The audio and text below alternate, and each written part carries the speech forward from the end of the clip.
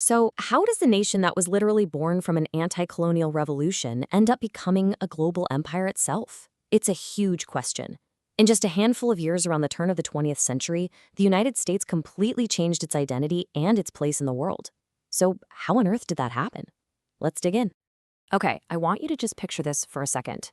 It's the year 1900.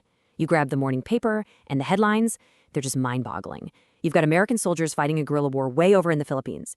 US diplomats are in China, carving out trade deals, and there's all this buzz about digging a giant canal through Central America. I mean, for the average person, it would have felt like the entire world had turned upside down, like overnight. And that really gets us to the heart of it all. How did a country that spent pretty much a century focused inward on its own continent suddenly start throwing its weight around the entire globe?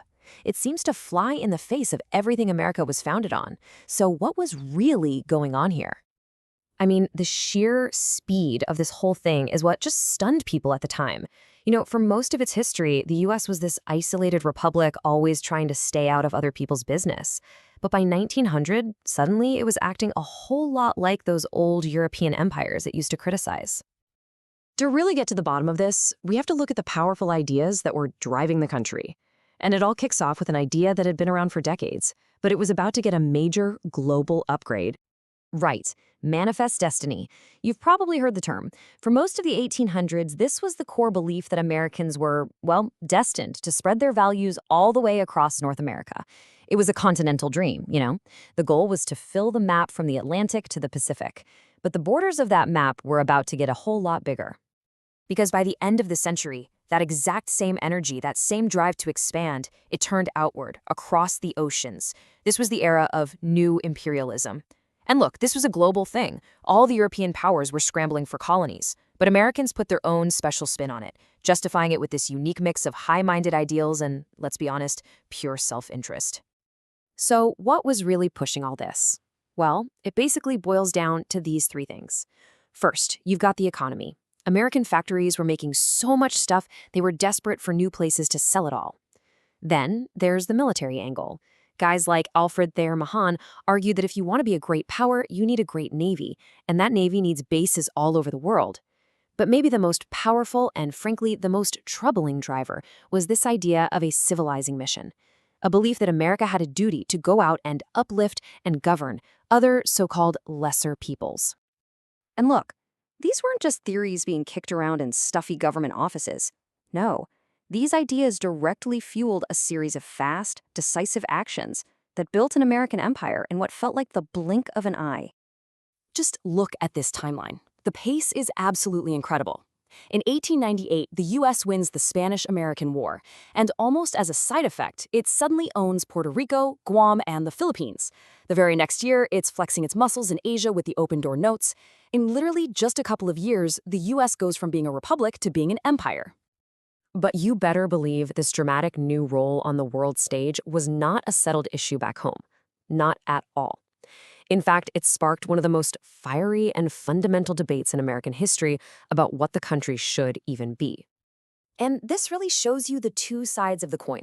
On one side, you had the imperialists, people like Teddy Roosevelt, who saw this as America's destiny, a chance to grow the economy and just spread American greatness. But on the other side, the anti-imperialists, which included famous figures like Mark Twain, they were horrified, absolutely horrified. They saw this as a complete betrayal of the nation's core values. I mean, you can really hear the heart of their argument in this quote.